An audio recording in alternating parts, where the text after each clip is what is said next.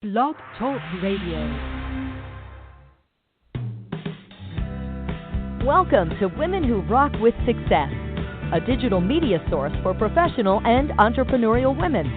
Did you know that we can be found on Google Play, Roku TV, Amazon Fire TV, Sam's Broadcasting, AutoCast, and more? Women Who Rock with Success airs live each Tuesday at 9 a.m. Central Time, followed by our latest brand, Women Who Rock Investigates. We handpick professional women in many areas who can provide credible information in their field to build your business and lifestyle. To learn more about us, just visit our website at www.womenwhorockwithsuccess.com.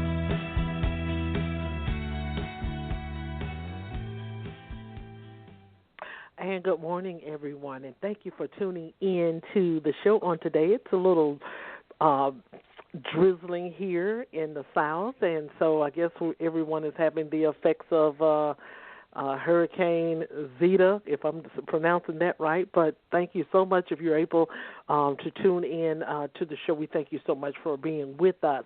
So today we're still talking about, last week we had a brand strategist that was on the broadcast, and then the week before that we had, I think she was like an inspirational speaker. But today we are going to be talking about coaching, and this is something that is very important. And so I want to be able to give like a real brief dialogue of that, because a lot of times when we're launching a business, sometimes we get confused. We don't know where we're supposed to be. We be all over Facebook. We be all over the social media platforms, but we still cannot be able to pitch our target. So that's the purpose of a coach. A coach is like a mentor, is someone to be able to hold your hand just like you're 2 or 3 years old and be able to guide you. And of course, it does cost money, but that's the irony of having a coach.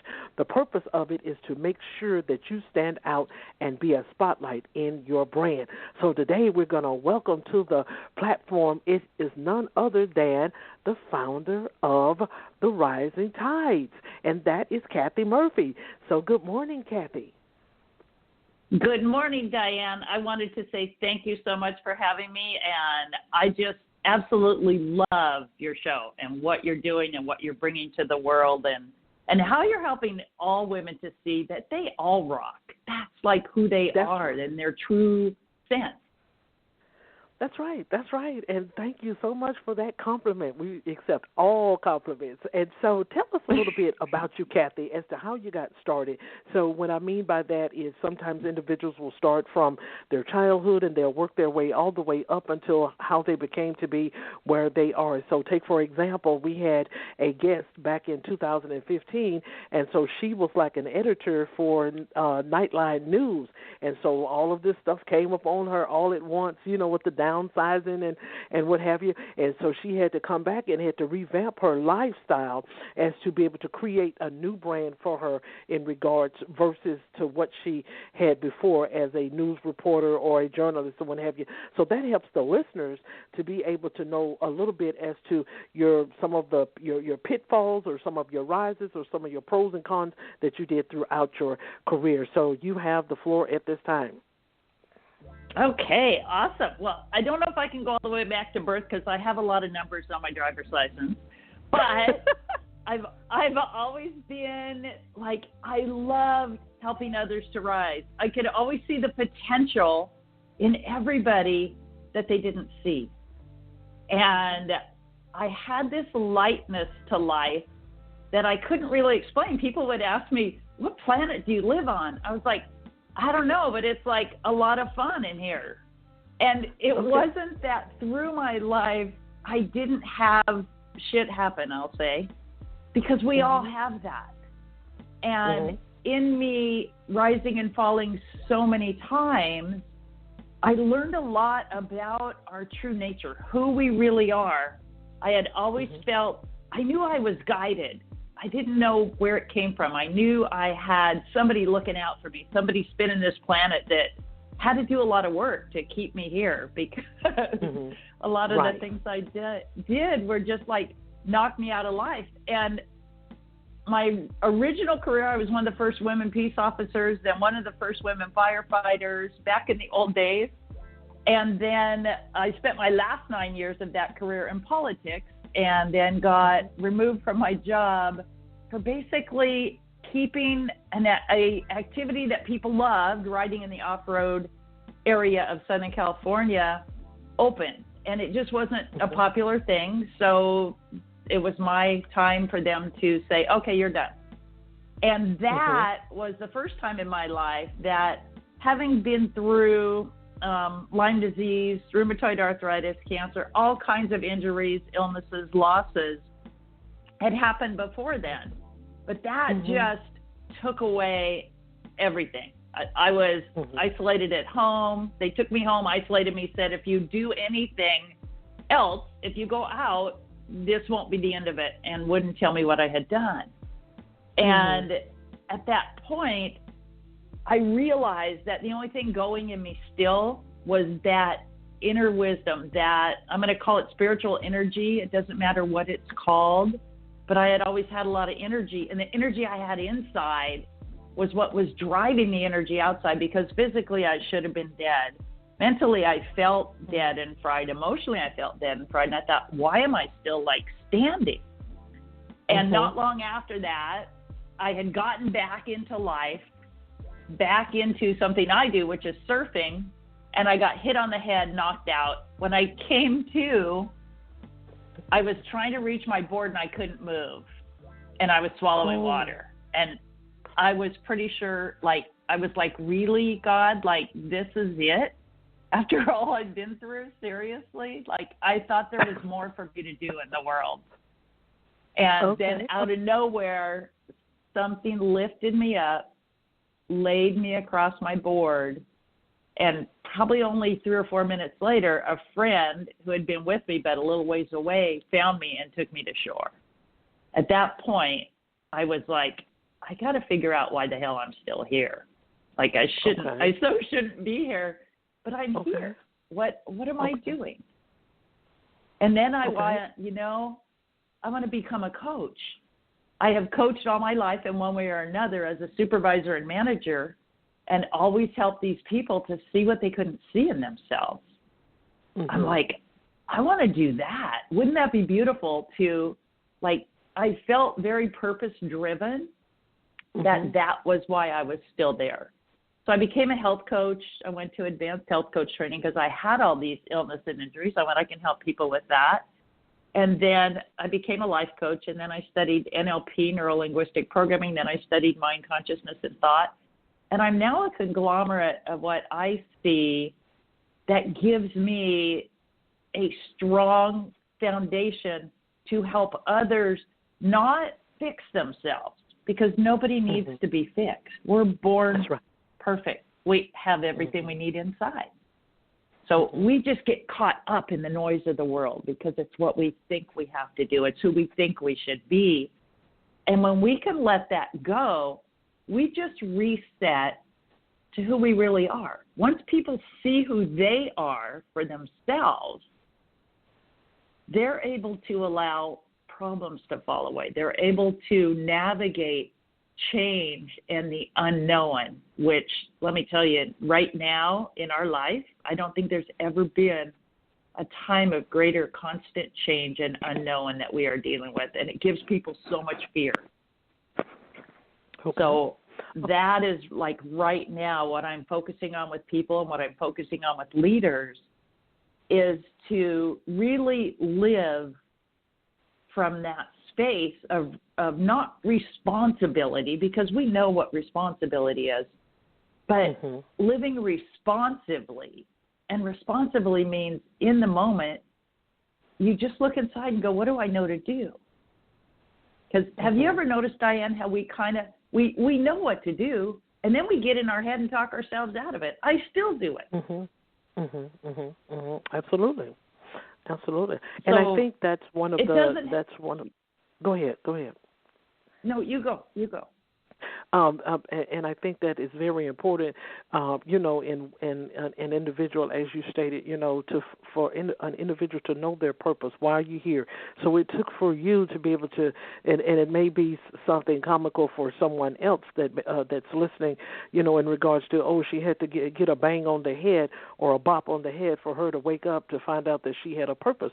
But whatever type of door that you may have to knock on, or the door may have to knock on you in order to find out where your purpose is. And then look what you're doing now. I mean, it has caused you to walk into several doors, which we're going to go to the next question, and that's in regards to your life as an author and a speaker. How has this been able to catapult you into other directions? Because, sometimes we see things, so take, for instance, like we may see, well, I want to help other people in this area and what have you. So how has this, even with the knock on the head, I'm going to put that in quotations, the bump on the head, how has that, even with your passion driven, caused you to be able to walk into these doors as an author and a speaker? Some, other individuals don't even know, they're hungry for wanting to be a TEDx speaker. They're hungry for wanting to know how to be an author, and some individuals don't even know where to start. So in regards to you as a life coach and helping women and perhaps maybe men as well in those areas, what is this doing for you? What does this this fire, this driven passion that you have, how does this be able to catapult you and then to be able to help those of your clients and others that may see, they be looking on the outside of the glass. Oh, look what she does. And so we're going to see how this can be able to help us in our life to get ourselves back on the right track. Yeah, absolutely. I love that. And I just want to make one point on the purpose. We have so many purposes in life that, like, I've been passionate about everything I did all my life. And there's things you're passionate about now, and that may be your purpose for right now. Like having a baby. Some people have a baby. That's their purpose.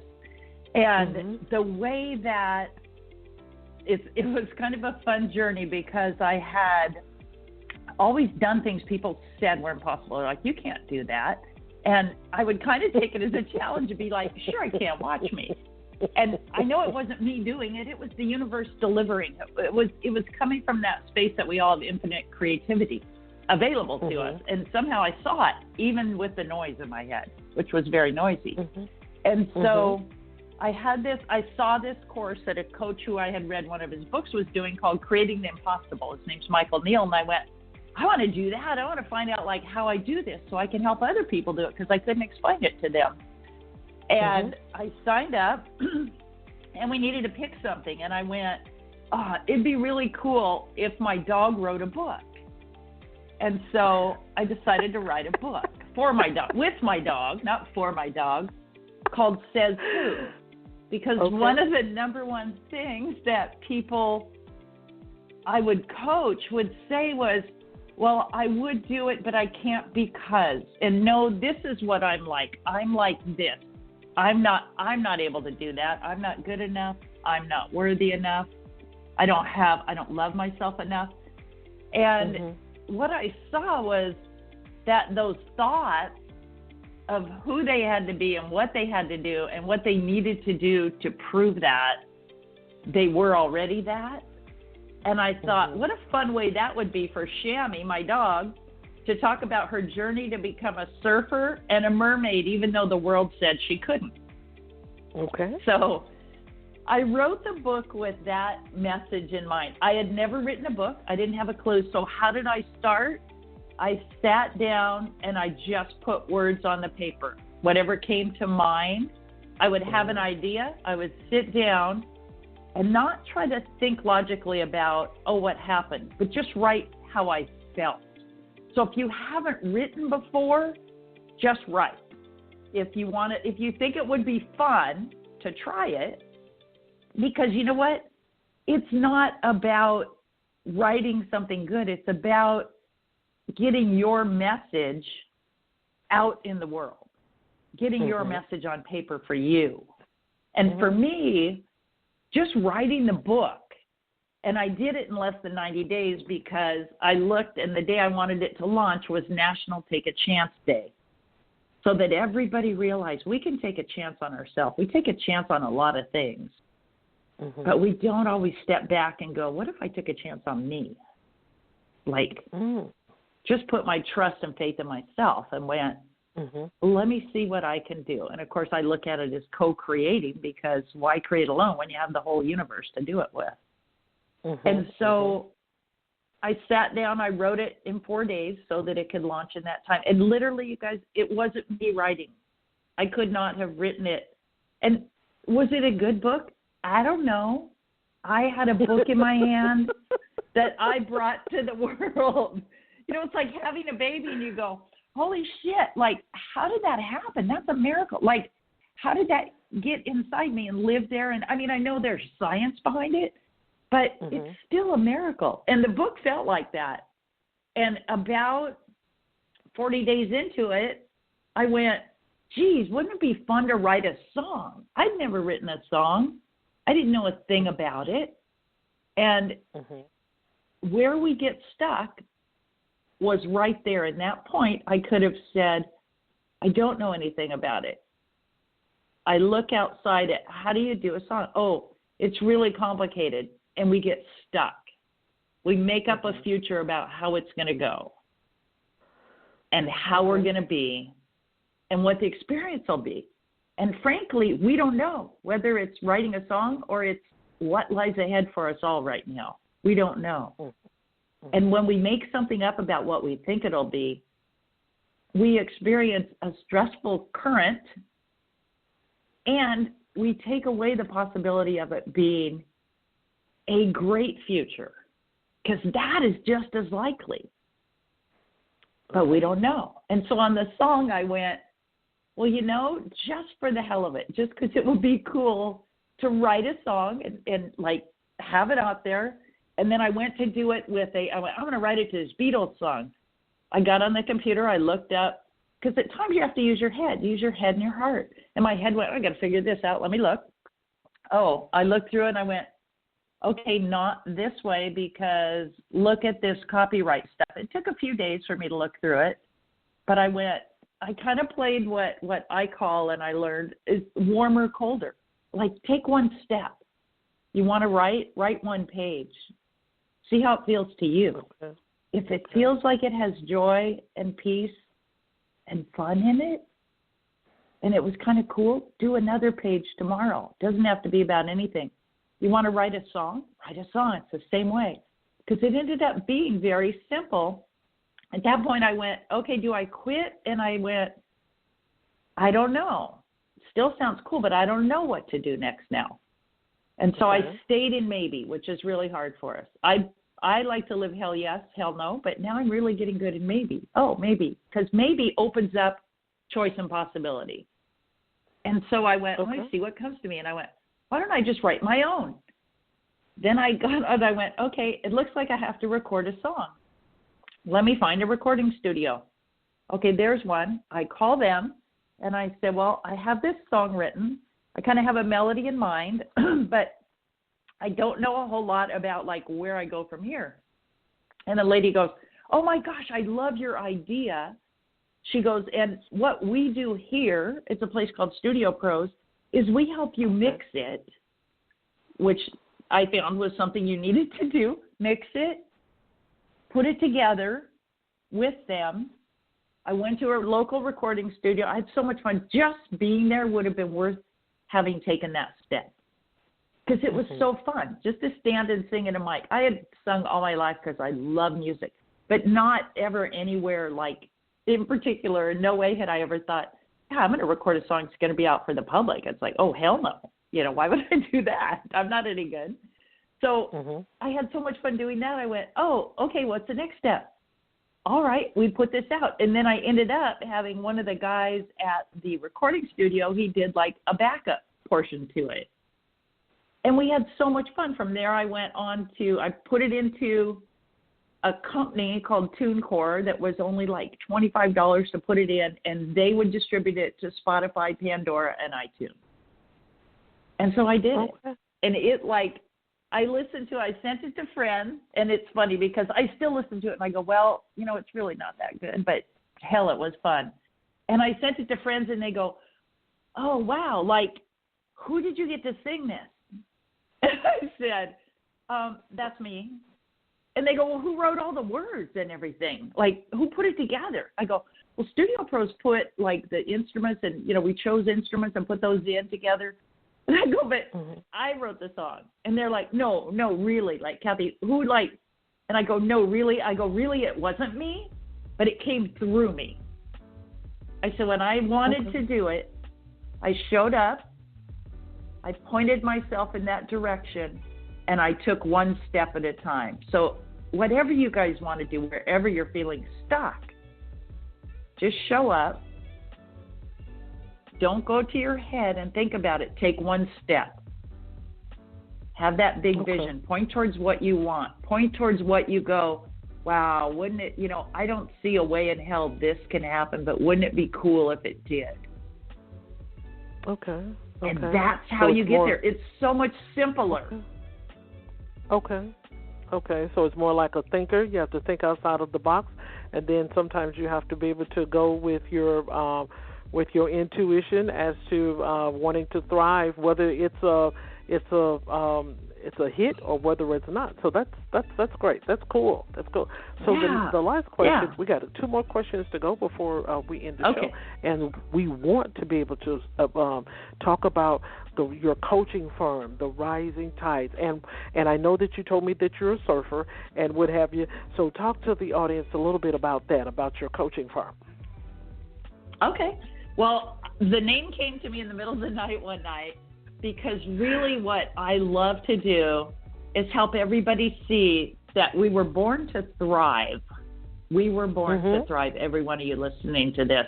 And like the ocean, in harmony with nature, we rise and fall. And it's all part of it. We rise, we fall. But we know we will rise again, because that's what life does. So I help people connect to who they are, who they really are, that human being, that infinite being, all of it together, and help them become okay with rising and falling.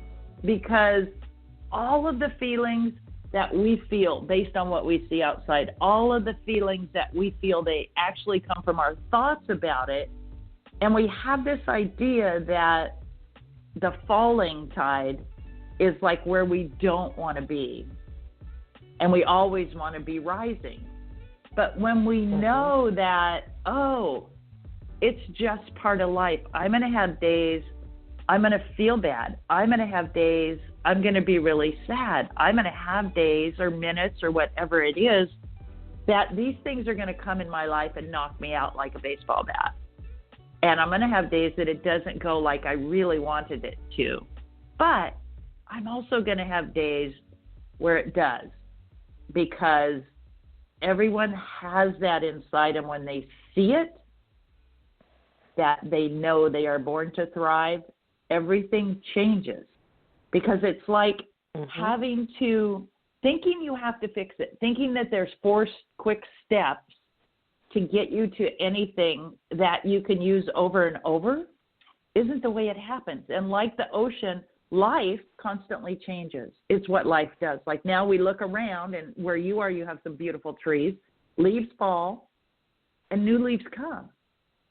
Same is true for humans, because life is living all of us. Life, the life in the plants, the life in the trees, the life in the ocean, and the life in every one of you is living you. And the way life works is pretty universal for everything. So even though your leaves fall, it doesn't mean anything about you. It means, it's time for leaves to fall. It's time for me to no longer keep these things in my life that aren't serving me, and then see what comes next. But we don't know when those leaves are coming on the trees. We don't know when the leaves are falling. But yet when we know it just occurs as part of life, it's easier for us to handle the ups and downs. And there's nothing that can change that rhythm. But yet when we connect to it just being part of life, the idea of it being a problem, a heavy, overwhelming feeling leaves. Because it's like, oh, okay, I'm just on the falling tide. What do I do next? I stay here for a minute, and then what comes to me? Oh, I think I'll take a step towards this. Oh, that was colder, not that way. Another step. That felt warmer. I'm going to go that way. And that's an inside feeling. The inside feeling is really the guidance and the driver. And the actions you take will be in line with that when you let it guide. It doesn't mean you don't use your head. Your head comes into play when you go, oh, how do I write a book? Oh, I sit down and write it. And, now I guess I'll look on the computer because information isn't a problem. Information is everywhere in the world with one touch of a button. And when we can tap into being the internet and not a piece of hard drive in our head, it allows us to clear space, knowing that we'll get what we need when we know it. And when we're guided to, oh, I want to look into this, look into it, and then use your head. Write those things down. Be like, oh, okay, this is what I do next. And even the doing part, not only does it help you get in motion towards your vision, towards what you want, but it will help it to go with ease and grace as you take each step. And it becomes okay to take a step and then go, one step forward, 2 steps back. It's not really 2 steps back. It's 1 step forward, 1 step over here, 1 step over there. It's not a straight linear line. But it has potential, and it accelerates so much quicker than if we try to do that straight linear line. Because that straight linear line has a lot of hard work, struggle, stress, overwhelm, not enoughness. Great. And I'm talking about what you're bringing to the audience is very in-depth for them, so they can be able to understand so much as to your purpose, as to your takeaways of what you would want them to see. And so with just a few minutes left, I wanted to share something very quickly.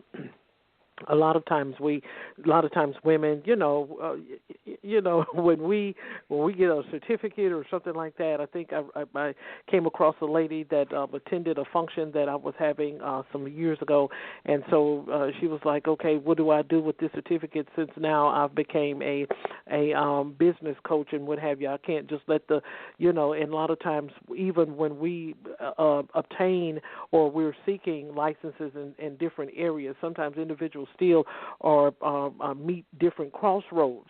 As what you were saying, okay, this is warm on this side, this feels a little bit better. And then it's always something there to be able to help us to be able to be guided in the right direction.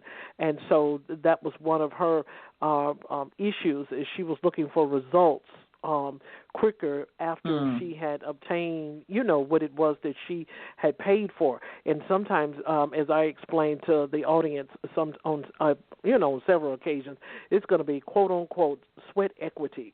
And whatever it is that we have as women, seems like it appears that we may have to fight just a little bit harder as to be able to get our brand and our niche out there in front of the public eye. But, I try to be able to help the individual to understand that you have to work towards some things. It's just not you getting this certificate and now you're going to jump into this big crowd of people. It may take women a while to get up on the stage of, TEDx or whatever.